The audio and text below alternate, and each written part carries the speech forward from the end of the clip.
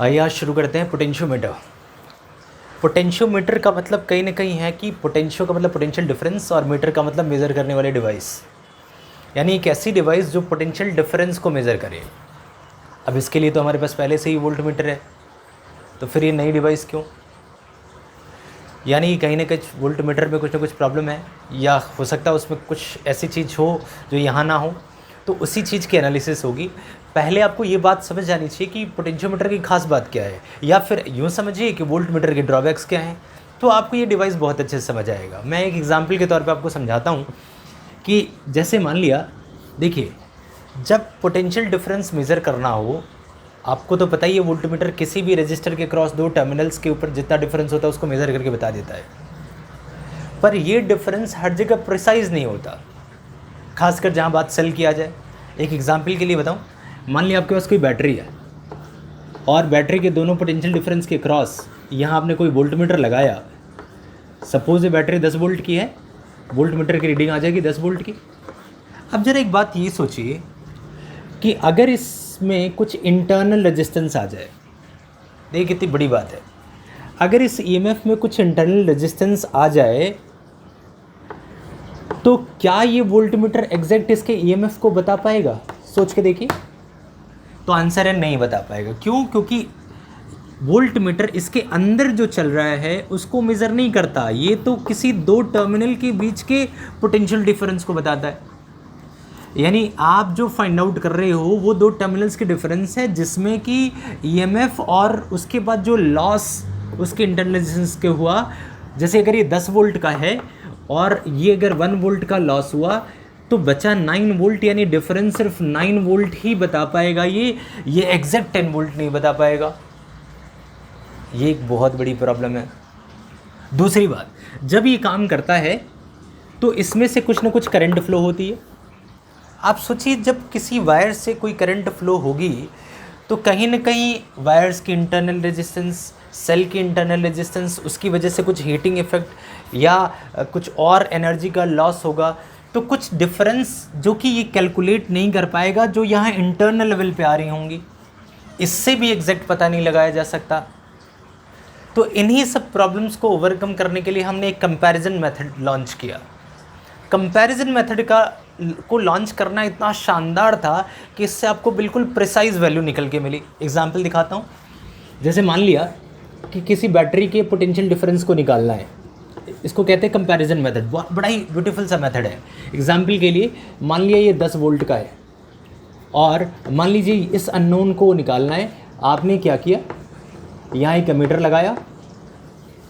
अब आप देखिए इस एमीटर में, अब अगर सपोज़ कि ये 10 वोल्ट का है, या सपोज़ कि ये मुझे नहीं पता कितने वोल्ट का है, ये पर्टिकुलर वोल्ट का है, आपने यहाँ 1 वोल्ट लगाया। सपोज़ ये खुद 10 वोल्ट का हुआ और ये 1 वोल्ट का हुआ, तो करंट यहाँ से इस डायरेक्शन में जाएगी। फिर आपने इसको और बढ़ाया, 2 वोल्ट कर दिया, तो अब भी करंट जा रही है लेकिन कम जा रही है। 3 वोल्ट। ऐसा करते करते जैसे ही आप 10 वोल्ट रखेंगे तो ये 10 प्लस से प्लस, जैसे ही ये 10 वोल्ट होगा तो इसमें करंट का फ्लो होना बंद हो जाएगा। सोचिए, अगर इसमें करंट का फ्लो होना बंद हो गया, यानी इस एमीटर की रीडिंग जब 0 आ गई, तो हमें ये पता लग गया कि इसका मतलब इस ईएमएफ की वैल्यू, देखिए किरचॉफ से आपको पता है कि अगर किसी बैटरी का प्लस पॉइंट किसी दूसरी बैटरी के प्लस पॉइंट से लगा हो तो ये एक दूसरे को क्रॉस करते हैं, एक दूसरे को ब्लॉक करते हैं। कहीं ना कहीं ब्लॉकिंग नेचर है इसमें। जो ज़्यादा पावरफुल होगा उसको ओवरकम करके करंट पास होगी, लेकिन अगर दोनों इक्वल हो गए तो एक दूसरे को कैंसिल आउट करेंगे। सीरीज़ और पैरेलल ऑफ सेल हमने पढ़ा हुआ है कि अगर ये 10 वोल्ट है, ये 10 वोल्ट है, प्लस का माइनस, माइनस का प्लस है, तो 10 + 10 20 वोल्ट हो जाएगा। लेकिन अगर इसी प्लस का माइनस से माइनस टकरा जाए तो 10 - 10 0 वोल्ट हो जाएगा। ये हम सब जानते हैं। तो मैंने यहाँ आपको कंपेयर मेथड बताया। मुझे एक बात बताइए, जब मैंने इसको 10 वोल्ट कर दिया और कंपेयर करने पे एमीटर की वैल्यू 0 आई, तो जैसे ही यहाँ से करंट की वैल्यू 0 हो जाएगी, ना तो इंटरनल रेजिस्टेंस का कोई इफेक्ट आएगा, ना ही फर्दर कोई हीट का लॉस होगा, या किसी भी अदर फॉर्मेट में किसी एनर्जी का लॉस होगा। प्रिसाइजली हमें पता लग जाएगा कि इस अननोन बैटरी की जो ईएमएफ है वो 10 वोल्ट की है। इसे कहते हैं कंपैरिजन मेथड। कंपैरिजन मेथड अपने आप में बहुत ज़्यादा इंपॉर्टेंट होता है। और ख़ासकर एक ऐसा मेथड जहाँ करंट का फ्लो ही बंद हो जाए, वहाँ जो चीज़ निकल के आएगी वो काफ़ी ज़्यादा प्रिसाइज होगी। इसी डिवाइस को हम कहते हैं पोटेंशियोमीटर, यानी वहाँ कहीं ना कहीं कंपेयर करके आप ईएमएफ को या चीज़ों को निकालते हैं। तो आपको ये समझ आया कि वोल्टमीटर के एक ड्रॉबैक क्या है, फ्लोइंग करंट को की हेल्प लेके डिटरमाइन करता है, तो जो अदर इश्यूज़ आते हैं उसको नहीं कर सकता। साथ में जो इंटरनल रेजिस्टेंस सेल का होता है ये उसको नहीं इग्नोर कर सकता। ये तो सिर्फ 2 पॉइंट्स के बीच का टर्मिनल डिफ्लेक्शन निकालता है। तो आप दोनों के बीच का डिफरेंस समझ गए, वोल्टमीटर का और पोटेंशियोमीटर का, कि पोटेंशियोमीटर नल पॉइंट डिफ्लेक्शन पे काम करता है जहाँ कोई करंट फ्लो नहीं करता। एग्जैक्ट पोटेंशियोमीटर को मैं अलग से समझाऊंगा। और वोल्टमीटर करंट के साथ काम करता है। वोल्टमीटर सिर्फ 2 टर्मिनल्स की बताता है, ईएमएफ नहीं बता सकता, लेकिन पोटेंशियल प्रिसाइज ईएमएफ बता सकता है किसी का भी। तीसरी बात हम इसमें आगे आकर के ये समझेंगे कि जो वोल्टमीटर है कि जो आपके पास वोल्टमीटर है वो डिफ्लेक्शन मेथड पे काम करता है। यानी सबसे पहले उसमें करंट जाएगी, उसमें कुछ कॉइल्स हैं, मैग्नेटिक इफेक्ट आएगा और उस मैग्नेटिक इफेक्ट की वजह से उसमें डिफ्लेक्शन होगी। लेकिन वोल्टमीटर ज़ीरो डिफ्लेक्शन पे काम करता है, यानी उसमें कोई करंट फ्लो ही नहीं होगी। जब नल आ जाएगा समझ जाएंगे, कंपेयर करके फिर निकाल लेंगे। एक और भी बड़ी ज़रूरी बात है, देखिए वोल्टमीटर से जब आप पोटेंशियल डिफरेंस को मेज़र करते हैं तो आपके पास रेजोल्यूशन बहुत कम मिलता है, या तो वोल्ट में या मिली वोल्ट में। अब वोल्ट वाला वोल्टमीटर अलग होगा, मिली वोल्ट वाला वोल्टमीटर अलग होगा। लेकिन पोटेंशियोमीटर आगे डिस्कस होंगे, आप रेजोल्यूशन को समझेंगे। पोटेंशियोमीटर में रियोस्टेट हमारे पास होता है और उसकी हेल्प से आप लाइव रिजोल्यूशन बना सकते हो। अगर वहाँ 1 सेंटीमीटर 1 वोल्ट को मेज़र करता है, हाफ सेंटीमीटर हाफ वोल्ट को करता है, तो या 1 ही सेंटीमीटर पे लेते हैं, 1 सेंटीमीटर अगर 1 वोल्ट को करता है तो आप अपनी इच्छा से रियोस्टेट का अमाउंट चेंज करके 1 सेंटीमीटर को 0.1 वोल्ट के लिए भी बना सकते हैं। कैसे करते हैं वो आपको समझ आएगा, मैं बताऊंगा आपको। यानी एक बेटर रिजोल्यूशन, कम से कम ज़्यादा से ज़्यादा चुटकियों में, मिनटों, मतलब फ्रैक्शन ऑफ सेकंड्स में आप अपनी डिज़ायर के अकॉर्डिंग, अपनी इच्छा से लाइव रनिंग बैटरी बना सकते हैं, वेरिएबल बैटरी, जिससे आप बहुत छोटी से छोटी ईएमएफ को भी पता लगा सकते हैं और बड़ी ईएमएफ को भी पता लगा सकते हैं। यानी आपको एक अच्छा खासा रेंज मिल रहा है लो से हाई। तो कई मामलों में पोटेंशियोमीटर बहुत अच्छा है और आपने समझा कि क्या क्या उसकी खूबियाँ हैं और चीज़ें क्या हैं। लेकिन एग्जैक्ट पोटेंशियोमीटर कैसे काम करता है, क्या डिवाइस है, ये सब समझना हमारे लिए बहुत ज़रूरी है। ये टॉपिक जितना थ्योरी में है उससे ज़्यादा कहीं प्रैक्टिकल में बहुत इंपॉर्टेंट है। प्रैक्टिकल में 2 प्रैक्टिकल इसी पे बेस्ड है, तो आप सबको बड़े ध्यान से इसको समझना होगा। वीडियो थोड़ी लंबी है, लेकिन पहले आप रूट से समझें कि पोटेंशियोमीटर डिवाइस क्या है, कैसे काम करता है और ईएमएफ कैसे निकालते हैं।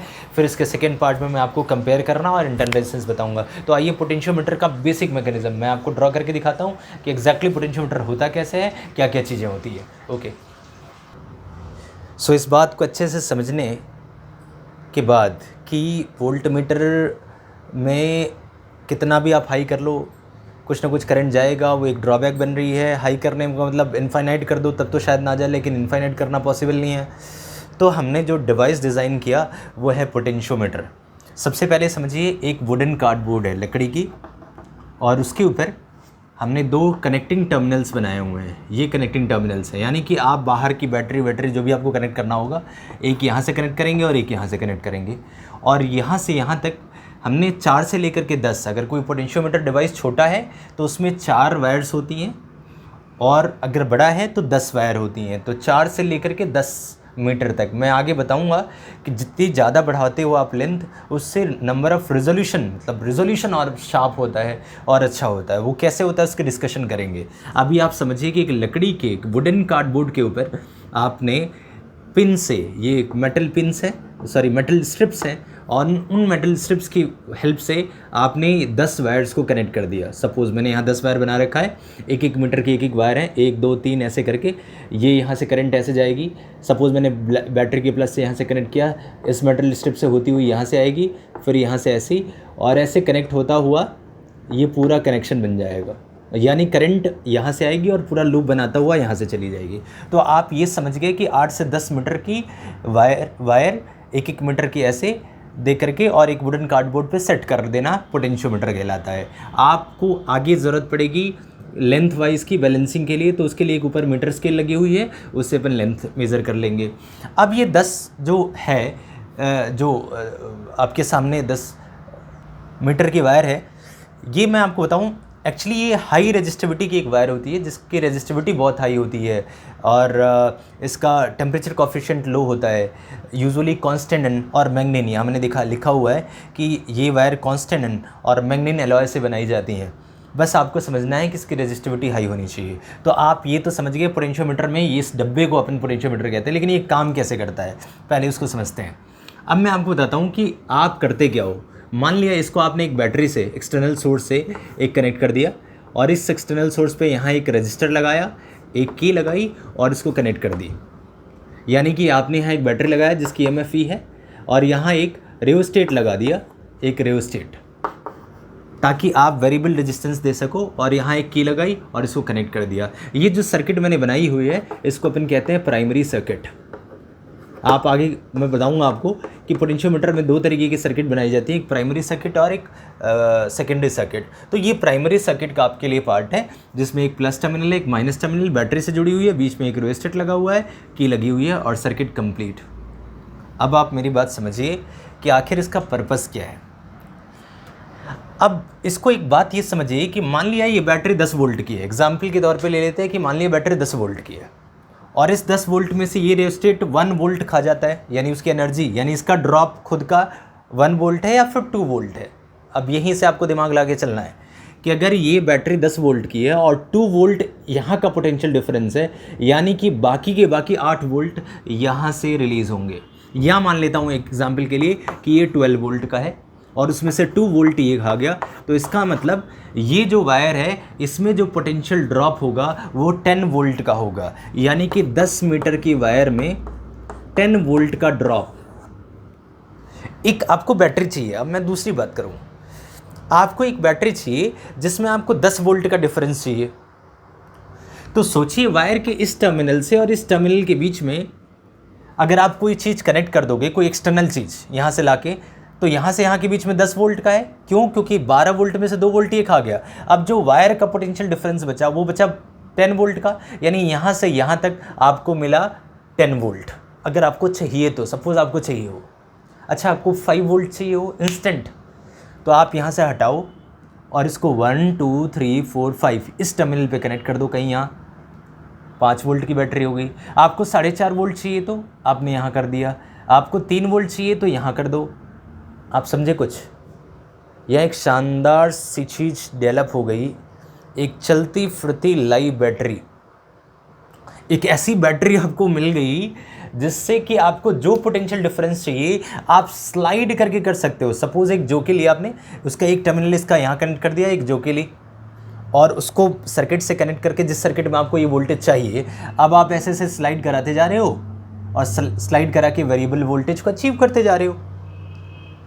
ये है ब्यूटी ऑफ पोटेंशियोमीटर, यानी एक चलती फिरती लाइव वेरिएबल बैटरी बना दी आपने। ये इसका फ़ायदा है। अब आप समझिए, ये लेंथ जितनी बड़ी होगी, सपोज 10 मीटर था, 10 वोल्ट 10 मीटर में, यानी हर 1 मीटर 1 वोल्ट को बता रहा। सोचिए अगर यही चीज़ हर 1 मीटर हर 1 मीटर 1 वोल्ट को बता रहा है, तो सिमिलरली 1 मीटर में 100 सेंटीमीटर है, तो हर सेंटीमीटर कुछ ना कुछ वैल्यू उसको बताएगा। अगर मान लिया मैं कह रहा हूं कि 1 मीटर 1 वोल्ट को बता रहा है, सोचने वाली बात है, तो इसका हर सेंटीमीटर 1/100 वोल्ट को सिग्निफाई करेगा। प्रोसाइजनेस देखिए, आपने एक ऐसी बैटरी बना डाली जिसका हर एक सेंटीमीटर 1/100 वोल्ट को बताएगा। सोचिए अगर आपने, ये मैंने 1 मीटर की बात करी है, अगर मैं इस रेओस्टेट से इसकी रेजिस्टेंस बढ़ा दूं, हाई कर दूं, बढ़ाते ही क्या होगा, मान लीजिए 10 वोल्ट में ये जो 2 वोल्ट ले रहा था वो 7 वोल्ट एब्जॉर्ब करने लग जाए, तो बचा सिर्फ 5 वोल्ट। अब आप सोचिए, यानी कि इस बैटरी में प्लस से माइनस के बीच का जो पोटेंशियल डिफरेंस हुआ वो 5 वोल्ट का हुआ, 5 वोल्ट का। सोचिए अगर 10 मीटर की वायर 5 वोल्ट को कर रही है तो हर 1 मीटर की वायर कितने वोल्ट को बताएगी? मैंने कहा कि अगर 10 वोल्ट का डिफरेंस 10 मीटर की वायर बता रही है 5 वोल्ट को, यानी कि 1 मीटर बताएगा, आप जानते हैं, हाफ वोल्ट को। यानी 1/2 वोल्ट को। ये सोचने वाली बात है कि हर 1 मीटर की वायर 1/2 वोल्ट को बताएगी। अगर सोचिए 100 सेंटीमीटर से, आप यहाँ देखिए 100 सेंटीमीटर से आप 0.5 वोल्ट को मेज़र कर रहे हैं, तो 1 सेंटीमीटर की वैल्यू कितनी हो जाएगी, 0.5 डिवाइडेड बाई 100। आप देख रहे हैं इसकी प्रिसाइजनेस, यानी अब देखिए कितनी और छोटी हो गई। यानी अगर आपको और छोटी बैटरी चाहिए, बहुत ही छोटी चाहिए, तो आप इसकी रेजिस्टेट की रेजिस्टेंस बढ़ाते जाइए, यहाँ से यहाँ तक का पोटेंशियल डिफरेंस घटता चला जाएगा। और कम वैल्यू, क्योंकि यहाँ वायर 10 की 10 है, तो वायर और हर 1 मीटर में 100 सेंटीमीटर है, यानी बहुत सारी क्वांटिटी है। लेकिन अगर आप इसके पोटेंशियल डिफरेंस को घटाओगे, जिसको घटाने के लिए आपको रेओस्टेट को बढ़ाना पड़ेगा, ये बढ़ेगा तो कॉमन सेंस से ये घटेगा, यहाँ से घटेगा तो रेजोल्यूशन और हाई होता चला जाएगा। रेजोल्यूशन यानी पर सेंटीमीटर, पहले 1 सेंटीमीटर हो सकता था 1 वोल्ट को बता रहा हो, फिर वही 1 सेंटीमीटर हाफ वोल्ट को बताएगा, फिर वही 1 सेंटीमीटर 0.1 वोल्ट को बताएगा। हर 1 सेंटीमीटर जितनी छोटी क्वांटिटी बताते जाएगा, उसका रेजोल्यूशन उतना ही हाई होता चला जाएगा। तो अगर आपको किसी बैटरी का ईएमएफ निकालना है जिसका 0.001 हो, तो आप उसको भी इस पोटेंशियोमीटर की हेल्प से निकाल सकते हैं। तो ये बात यहाँ समझने की थी कि यहाँ रियोस्टेट क्यों लगाते हैं, इसका मतलब क्या है, 10 वायर क्यों हैं, ताकि एक चलती फिरती बैटरी बने। इस बैटरी में से कुछ ये ले लेगा, बाकी बचा यहाँ से ड्रॉप हो, तो प्लस माइनस टर्मिनल या जॉकी की हेल्प से जहाँ टच करेंगे उतने वोल्ट की बैटरी आपको मिल जाएगी। अब एक दूसरी बात मैं आप सबको बताऊँ जो आपको समझनी है। अब जरा आप देखिए, अब मैं 60 से 10 मीटर की वायर को आगे पढ़ाने वाले में इस पूरी सर्किट को मैं ऐसे दिखाऊंगा। प्राइमरी सर्किट को कैसे दिखाऊंगा उसको ज़रा देखिए। ये 8 से 10 मीटर की वायर हो गई, और ये उसके साथ बैटरी, रियोस्टेट और एक की, ये ऐसे कनेक्टेड होंगी। तो अब आप समझ जाइए, अभी के बाद मैं ऐसे बनाऊंगा, लेकिन आप समझ गए कि ओरिजिनली इसका स्ट्रक्चर कुछ ऐसा होता है, और इस स्ट्रक्चर को दिखाना मुझे ऐसे है। तो इसको आपको पता होना चाहिए। मैं अब जब भी पोटेंशियोमीटर बनाऊंगा तो पूरी 60 से 10 मीटर की वायर को एक सिंगल लेंथ से दिखा दूंगा, और बाहर इस वाली सर्किट को ऐसे बाहर करके दिखा दूंगा, और जो बाकी चीज़ें होंगी वो इसके नीचे से कनेक्ट करूंगा, जो मेरा आगे का फर्दर एप्लीकेशन है। तो चलिए, ये आपको बेसिक डिवाइस के बारे में, ये एक चलती फिरती बैटरी कैसे बन रही है उसके बारे में, रियोस्टेट का क्या एप्लीकेशन है, और प्राइमरी सर्किट कैसे बनती है, ये तो आप समझ गए। आगे बढ़ाते हैं कंटेंट को। सो पहला क्वेश्चन ये उठता है कि जरा ये तो समझ लें कि आखिर पोटेंशियोमीटर किस किस काम आना है। वैसे तो आप समझ गए, वो पोटेंशियल डिफरेंस निकालने के लिए, आइडियल पोटेंशियल डिफरेंस जो बिल्कुल प्रिसाइज हो, लेकिन ओवरऑल आपको थोड़ा इस वे में भी समझना है। 3 चीज़ें आप निकालते हैं। पहला, किसी सेल का ईएमएफ निकालते हैं, यानी उसका पोटेंशियल डिफरेंस उसके टर्मिनल्स के क्रॉस कितना है, या किसी 2 अननोन सेल्स का ईएमएफ को कंपेयर करते हैं कि पहले का कितना, दूसरे का कितना, जिसका हमें नहीं पता। आप लोग पढ़ते हो डेनियल सेल, लेक्लेन सेल, तो अगर आपने पढ़ा हुआ है केमिस्ट्री में ऑलरेडी सेल्स के बारे में अच्छे से, तो उन सेल्स की अगर हमें एग्जैक्ट शार्प पोटेंशियल डिफरेंस चाहिए, तो उनको करने के लिए, या सपोज हमारे पास 2 सेल हैं, उनका ईएमएफ कंपेयर करना है, और साथ में अगर हमें उन सेल्स का इंटरनल रेजिस्टेंस फाइंड आउट करना है, तो अपन वो भी कर सकते हैं। यानी 3 यूजेस हैं पोटेंशियोमीटर के। तो सबसे पहले मैं आपको सिखाऊंगा कि ईएमएफ को मेज़र कैसे करते हैं। किसी भी सेल का ईएमएफ मेज़र करना हो, यानी किसी भी 2 टर्मिनल्स के बीच का पोटेंशियल डिफरेंस मेज़र करना हो, तो कैसे करेंगे, खासकर एक सेल के लिए। तो ये इसका फर्स्ट यूज़ है, वही अपन सॉल्व करने जा रहे हैं। ओके, अब इसके एप्लीकेशन को समझने से पहले, फर्स्ट एप्लीकेशन से पहले मैं ज़रा प्रिंसिपल बता दूं पोटेंशियोमीटर का। वैसे चर्चा हो चुकी है, आपको बात मोटी मोटी समझ आ गई, लेकिन फिर भी एक बार इसके प्रिंसिपल को समझ लेते हैं कि कौन से प्रिंसिपल पे ये काम करता है। जैसे मान लिया मैंने एक वायर को, रेजिस्टेंस वायर को, ये रेजिस्टेंस वायर है, और इस रेजिस्टेंस वायर को मैंने कनेक्ट कर दिया एक बैटरी से जो कि 10 वोल्ट की है। अब आप सोचिए, ये कनेक्टिंग वायर है यहाँ से यहाँ तक, तो यहाँ तो कोई ड्रॉप होगा नहीं, ड्रॉप शुरू होगी यहाँ से यहाँ तक, यानी 10 वोल्ट की अगर बैटरी है, यानी इस वायर के क्रॉस 10 वोल्ट का डिफरेंस है। अब सोचिए, यानी ये होगा हाई पोटेंशियल। एक सेकंड के लिए मान लूँ, एक खाली सपोज कर रहा हूँ कि मान लिया इस पॉइंट का है +10 वोल्ट और यहाँ का है 0 वोल्ट, तभी तो इनके बीच का डिफरेंस 10 वोल्ट होगा। ऐसा होता नहीं है, लेकिन बस मैं मान रहा हूँ। इसको 0 कर दिया तो ये 10 वोल्ट हो गया। तो अब सोचिए, जब मैं यहाँ से यहाँ चलूँगा तो हो सकता है 1 वोल्ट ड्रॉप हो जाए, तो बचेगा 9 वोल्ट। अगर मैं थोड़ा लेंथ और बढ़ा दूँ तो हो सकता है 2 वोल्ट का ड्रॉप हो जाए, बचेगा 8 वोल्ट। ऐसे ही मैं आगे बढ़ूंगा, लेंथ बढ़ाऊंगा तो ड्रॉप थोड़ा और बढ़ जाएगा, 3 वोल्ट, बचेगा 7 वोल्ट। यानी कहने का मतलब जैसे जैसे आप लेंथ बढ़ा रहे हो वैसे वैसे पोटेंशियल का डिफरेंस भी बढ़ता जा रहा है। पहले इनके बीच का डिफरेंस 1 वोल्ट था, 2 वोल्ट हुआ, 3 वोल्ट, 4 वोल्ट, 5 वोल्ट, ऐसा करते करते 10 वोल्ट हुआ।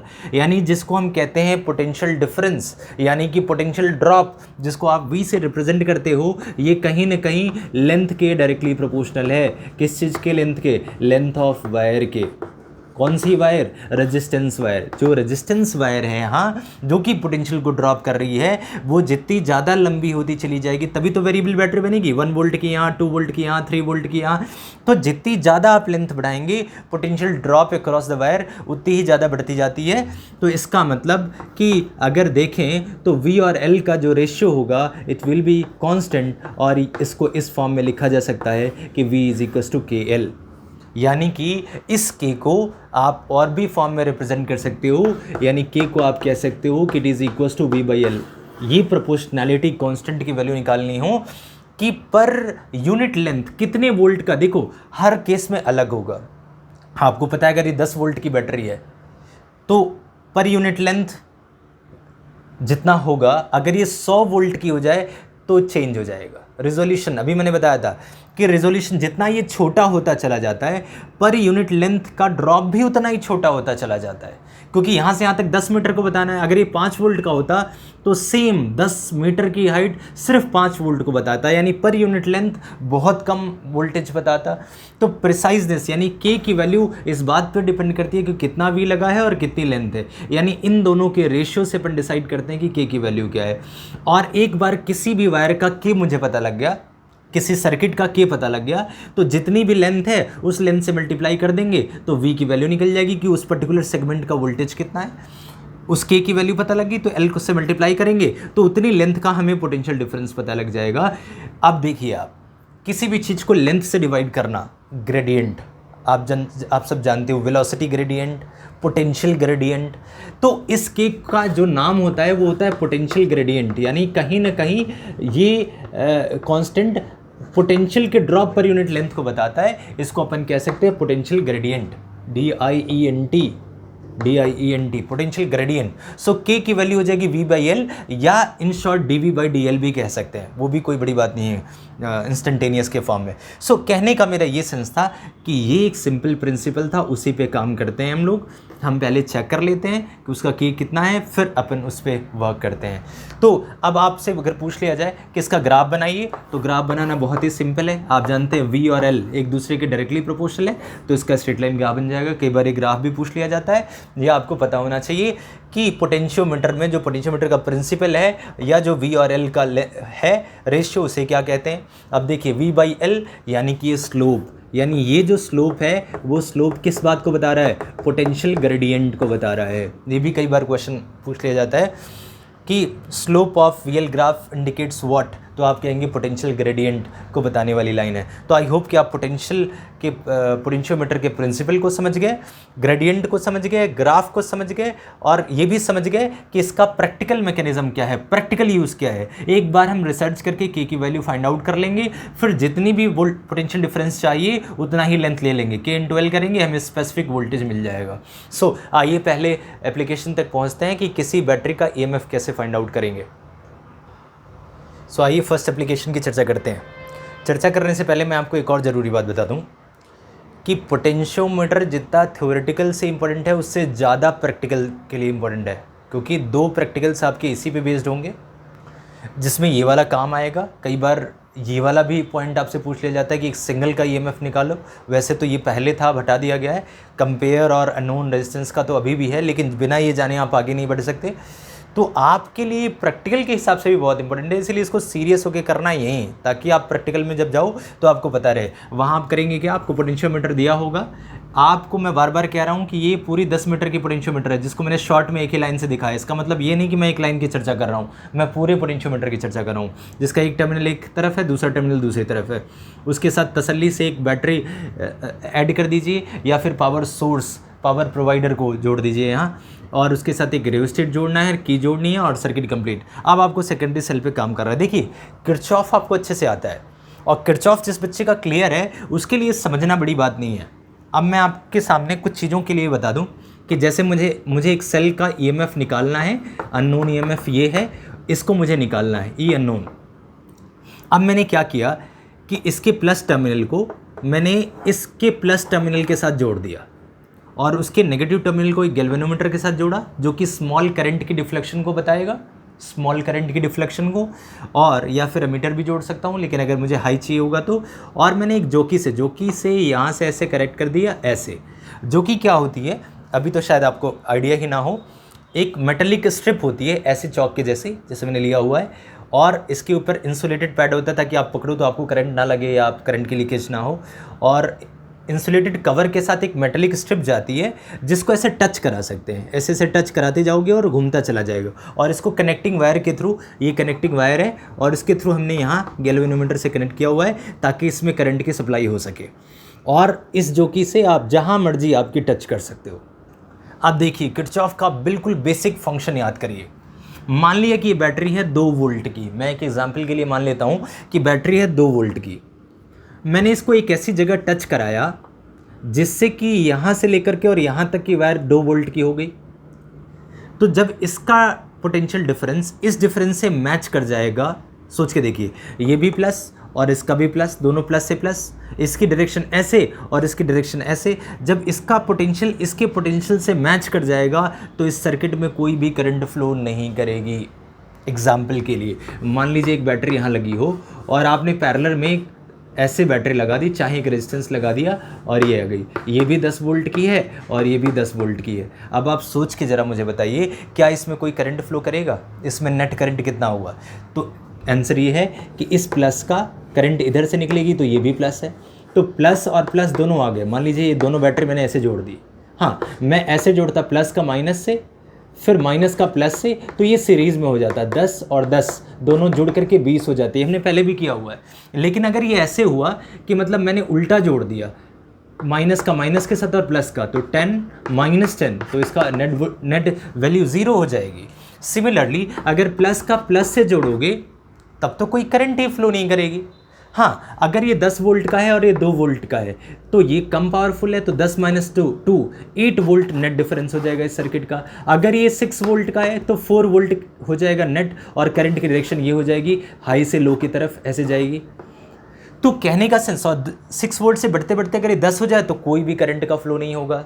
सेम यही बात यहाँ यूज़ करनी है कि मैं जब सोचिए मैं अगर यहाँ करूँगा, मान ली यहाँ का 2 वोल्ट है, सपोज़ यहाँ का 1 वोल्ट है और ये 2 वोल्ट का है, तो करंट की डायरेक्शन ऐसे ऐसे जाएगी, गैल्वेनोमीटर में एक रीडिंग आएगी।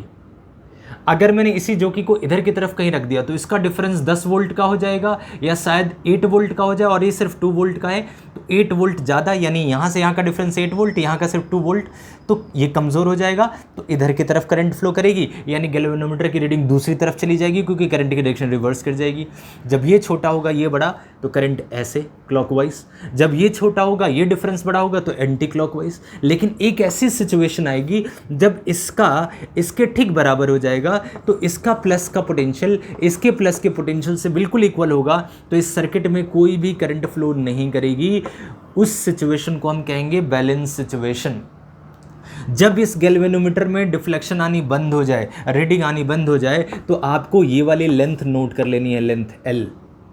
आपने पहले ही प्रैक्टिकली मेज़र करके K निकाला हुआ है इसका, आपने K निकाल लिया और उस K को इस बैलेंस लेंथ से मल्टीप्लाई कर दिया, तो ये जो डिफरेंस है वो एग्जैक्टली इसके EMF के ठीक इक्विवेलेंट होगा। ये ही अननोन EMF फाइंड आउट करने का तरीका है, बहुत ही सिंपल से। एक बार मैं फिर बता दूं, जब इसका डिफरेंस, किरचॉफ का रूल है, ये प्लस ये माइनस, ये प्लस ये माइनस, अगर ये 2 वोल्ट का है ये भी 2 वोल्ट का है, तो 2 वोल्ट इधर से 2 वोल्ट इधर से, दोनों एक दूसरे को ओवरकम कैंसिल आउट कर देंगे और नेट करंट का फ्लो 0। तो आपको एक बैलेंस पॉइंट यहाँ से स्क्रॉल करके यहाँ से मूव करा करके एक ऐसा लेंथ फाइंड आउट करना है जिस पे गैल्वेनोमीटर की रीडिंग आनी बंद हो जाए। रीडिंग आनी बंद हुई तो वो लेंथ फाइंड आउट करनी है, कितनी है देख लेनी है स्केल से, मीटर स्केल यहाँ लगी हुई होगी, उस स्केल से इस लेंथ को देखा और के हमने पहले से ही फाइंड आउट कर रखा है, के से एल को मल्टीप्लाई करके हमने इसकी ईएमएफ निकाल ली, यानी जितनी डिफरेंस इसकी होगी उतनी ही इसकी होगी। फिर से आपसे बताऊँ कि आप के कैसे निकालोगे। के लिए कुछ नहीं करना, आप एक काम करिए, आप ये देख लीजिए कितने वोल्ट की बैटरी आप लगा रहे हैं, कितना रेओस्टेट लगा रहे हैं, उसके हिसाब से आप इसको निकाल सकते हो। या फिर इनिशियली ही शुरू में वोल्टमीटर को यहाँ से यहाँ निकाल के फिर इसकी पोटेंशियल डिफरेंस आप मेज़र कर लो। तो के निकालने के कई तरीके हैं, आप किसी भी तरीके से निकाल सकते हो। आपको ये पता है कि इसका एब्जॉर्प्शन कितना है, 8 वोल्ट होगा, 6 वोल्ट होगा। अब 10 मीटर में 6 वोल्ट, तो पर यूनिट लेंथ कितने वोल्ट का डिफरेंस, वो निकालना बहुत ही आसान है। बस उसी के को L से मल्टीप्लाई करके हमारे को EMF निकल जाएगा बड़ी ही आसानी के साथ। सो आई होप कि आपको ये वाला एप्लीकेशन अच्छे से समझ आ गया कि हमें नल डिफ्लेक्शन कैलकुलेट करनी है जहाँ ज़ीरो डिफ्लेक्शन हो। अब आप देखिए, आप ऐसी ही मेथड की तलाश में तो थे जहाँ सर्किट में कोई भी करंट फ्लो ना हो जिससे कि हमें इसके पोटेंशियल डिफरेंस को मेज़र करना हो। तो आई होप कि आपको इसमें क्लियरिटी आ गई कि अननोन EMF कैसे फाइंड आउट करते हैं। अब आगे बढ़ने से पहले मैं आपको एक ज़रूरी बात बता दूं, क्योंकि यहाँ 2 पॉइंट्स हैं, दोनों को 1 बाय 1 डिस्कस कर लेता हूँ। जब आप लैब में इस एक्सपेरिमेंट को करते हो तो कई बार आप ऐसा करते हो कि इस प्लस को इस वाले प्लस से, यानी बैटरी का प्लस जहाँ कनेक्टेड है वहाँ इसके प्लस को कनेक्ट करना ज़रूरी है। तो कई बार बच्चे इसको अपोजिट कर देते हैं, सेल के माइनस टर्मिनल को यहाँ कर देंगे। एक बात सोचिए, अगर ये बैटरी के पोटेंशियल से जुड़ा हुआ है और ये प्लस पॉइंट हाई पोटेंशियल है, और अगर आपने गलती से माइनस कर दिया तो करंट की ऑलवेज डायरेक्शन इस तरफ हो जाएगी, क्योंकि ये प्लस से माइनस की तरफ करंट फ्लो करेगा, कुछ यहाँ करेगा कुछ यहाँ करेगा। तो galvanometer always one side reflect करेगा। ऐसा suppose galvanometer right side deflect कर रहा है, तो आपको चेक कैसे करना है? अगर आपने जो कि को यहाँ लगाया, गैल्वेनोमीटर राइट साइड, इस एंड पे लगाया तब भी राइट साइड, समझ जाइए कनेक्शन टर्मिनल गलत लगा हुआ है। क्यों? क्योंकि गलत नहीं लगता, अगर ये माइनस होगा तभी तो करंट वन साइड ऑलवेज करेगी। अगर ये प्लस होता तो जब छोटा होता, ये छोटा होता, ये बड़ा होता, तो एक तरफ लेफ्ट की तरफ, जब ये बड़ा होता और ये छोटा होता तो राइट की तरफ। यानी जब आप इधर करेंगे गैल्वेनोमीटर लेफ्ट या राइट किसी भी एक तरफ, जैसे आपने यहाँ करा गैल्वेनोमीटर उसके दूसरी तरफ चला गया, समझ जाइए कनेक्शन टर्मिनल सही है। अच्छी रिजोल्यूशन में चाहिए। कई बार हमें क्या होता है कि ये बैटरी बहुत कम होती है, सपोज 0.01 वोल्ट की हो गई और आपका हर एक सेंटीमीटर बता रहा है 1 वोल्ट को। तो ऐसे केस में क्या करेंगे? तो ये रेओस्टेट काम आएगा। रेओस्टेट से पावर बढ़ा दीजिए, जैसे ही आप बढ़ाएंगे तो इसकी मैक्सिमम पावर यहीं ख़त्म हो जाएगी और इससे इतने हैवी लेंथ के बीच में बहुत कम वोल्टेज बचेगी। तो वो बहुत कम वोल्टेज से हर एक पॉइंट का, हर एक यूनिट की वोल्टेज भी बहुत कम हो जाएगी, तो आप इसको निकाल सकते हैं। तो रेओस्टेट की एप्लीकेशन आपको समझ आई, ये हाई वोल्टेज की होनी चाहिए, प्लस से प्लस का यूज़ होना चाहिए। और एक सबसे बड़ी कन्फ्यूजन कि अगर फर्स्ट एक्सपेरिमेंट में मैं यहाँ के को यूज़ कर रहा था तो मैंने के कैसे निकाला, वो तो जब भी आप यूज़ करते हैं, प्रैक्टिकल में ये नहीं है तो प्रैक्टिकल में आपको के की वैल्यू गिवन होती है, या फिर न्यूमेरिकल करेंगे तब भी के की वैल्यू गिवन होगी कि इतना उसका के है। और नहीं भी है तो आप किसी भी एक डिवाइस से या इवन ना हो तो वोल्टमीटर से भी निकाल सकते हैं के की वैल्यू।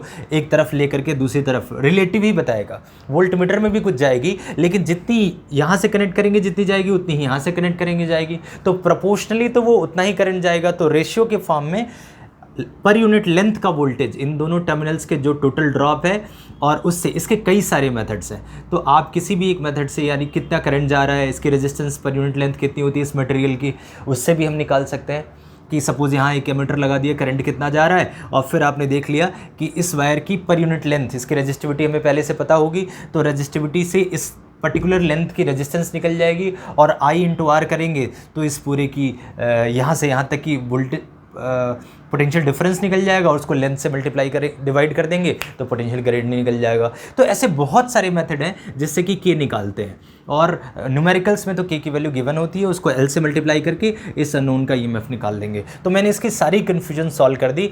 अब सीधा बढ़ते हैं आगे की तरफ,